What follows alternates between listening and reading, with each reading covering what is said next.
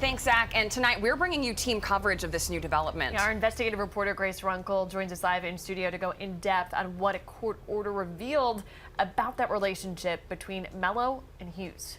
Well, the court documents in this case give us a pretty good look inside the relationship between John Mello and Zachary Hughes. In fact, the solicitor's office describes the two as close friends. Court records say Hughes worked for Mello, cleaning Mello's house and performing other tasks at least during the years 2020 and 2021.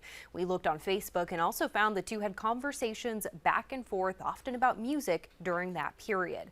Fast forward to October 2021. That's when Mello is arrested on charges related to his custody battle. The documents say Mello exclusively placed Hughes on the relationship portion of his booking so they could communicate with each other while Mello was incarcerated.